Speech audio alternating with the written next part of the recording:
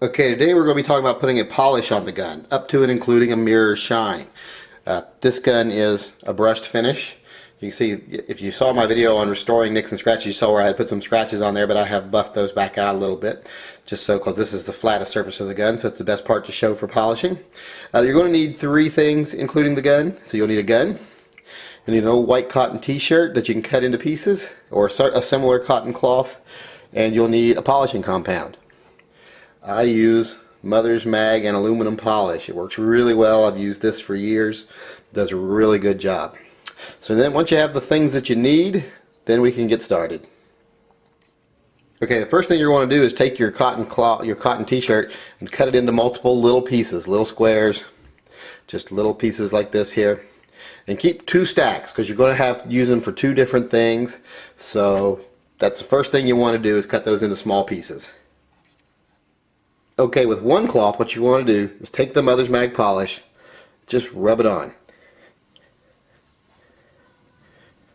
Just rub, rub, rub in small little circles. And you see like that where it turns black?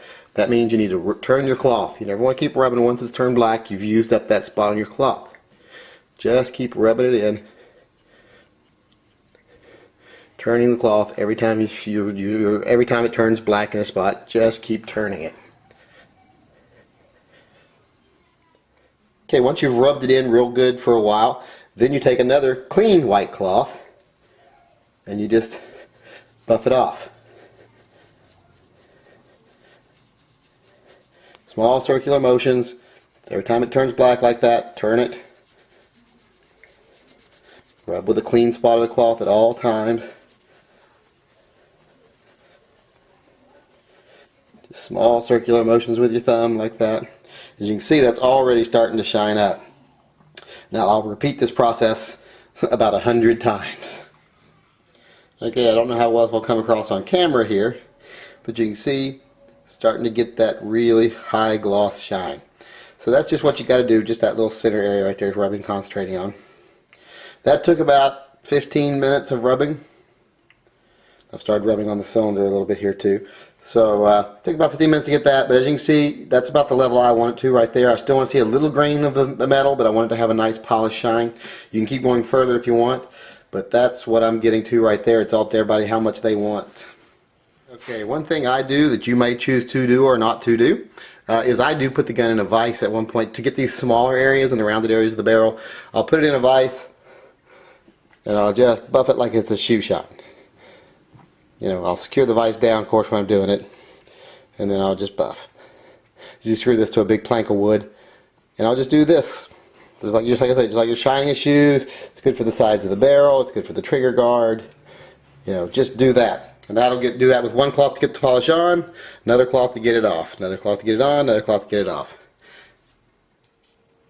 Okay, yeah, this gun is about to where I want it now, polish-wise. Got it to a nice shine. You can see the reflection of my finger there on the side of the gun.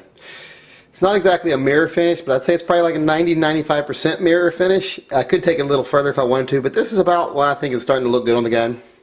This is the original finish over here, the more the matte. Now I really like both finishes, but I've still got a lot of white trash trailer park in me, so nothing to me screams classy with a capital K like a high polished revolver. So I do tend to lean towards the high polish on my carry guns.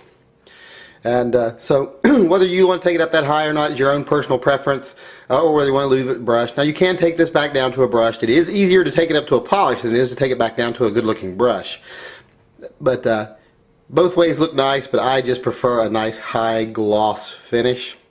So this is just my preference. By no means is this the way every gun should be done. It does make it harder to take care of fingerprints and everything. Now one thing I am going to address here real quick is that some people will want to do this with a Dremel or a similar tool. You can, and it's not as easy to damage the finish polishing with a Dremel as it is grinding with a Dremel, but you can still do it. You can still leave gouges, valleys if you polish too much. With your hands, you're never going to overwork the surface. You're just not going to. It would take too much effort to actually overwork the surface. With a Dremel, you could overwork the surface. But the worst part of a Dremel, and I've seen people ruin some good guns with a Dremel, is the shaft, that spinning shaft of the Dremel. They slip, the pad slides off. You're doing a corner here, and the pad slides off, the shaft hits the edge of the gun. It will put an enormous gouge in the metal, one that you can't take out. So always be careful when using a Dremel. And if you, the best rule of thumb when using a Dremel on a gun like this is just don't. Do it by hand, take the extra time. I'm not going to lie, this took me about 2.5 hours to get this to this. But it's worth it for me because I like the look. And, you know, I just sit in front of the TV, watch television, and polish. I watched 2 episodes of Top Gear while I was doing this. So and now I'll go in and I'll watch another couple episodes and I'll do the other side. But just like I said, that's all it is. It's real easy. It's easy technique. It just takes a lot of time. Avoid Dremels. Avoid doing it by power. Do it by hand. Enjoy it. Enjoy the way it turns out. Take pride in what you did. It's okay to use a Dremel every now and then to get these tiny little corners and stuff, and I may come in with the Dremel and do some little tiny areas. But being very careful to never let the shaft touch the gun and never be doing any large areas where I'm moving the Dremel a lot.